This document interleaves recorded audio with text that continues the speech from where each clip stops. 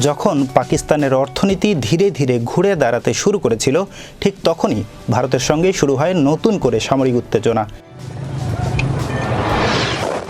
আর এই উত্তেজনা এখন কেবল বাড়ছেই। প্রশ্ন উঠছে, এই সংঘাত যদি দীর্ঘায়িত হয় তাহলে বেশি ক্ষতিগ্রস্ত হবে কে, ভারত নাকি পাকিস্তান? আন্তর্জাতিক ঋণমান সংস্থা মুডিস বলছে, এই সংঘাতে সবচেয়ে বড় আর্থিক চাপটা পড়বে পাকিস্তানের ওপরেই।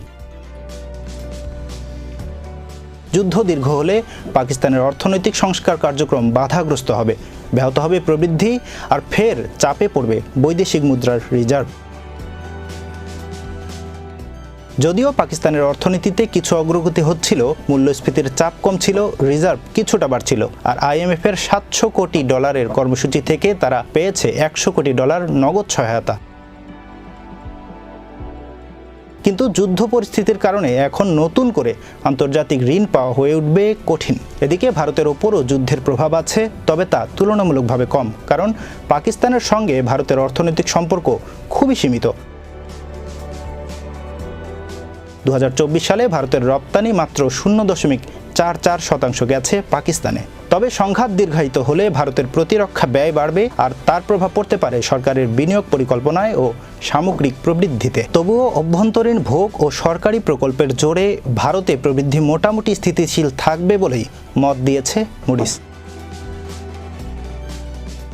2024 সালে পাকিস্তানের প্রবৃদ্ধি হয়েছে মাত্র 2.5%। আগামী বছরেও তা 3% বেশি হবে না বলে মনে করছে এডিবি। আর সেই সময়েই যুদ্ধের প্রভাবে দেশের বেসরকারি বিনিয়োগ হুমকির মুখে।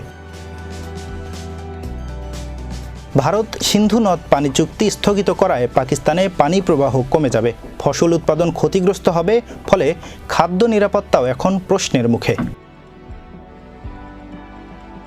পাকিস্তানের অর্থনীতি যখন একটানা সংকট কাটিয়ে ঘুরে দাঁড়ানোর চেষ্টা করছিল, ঠিক তখনই যুদ্ধ পরিস্থিতি যেন সেই আশাকে আঘাত করেছে। এই সংঘাত থামানো না গেলে শুধু যুদ্ধক্ষেত্র নয়, ধসে পড়তে পারে অর্থনীতির ভিত।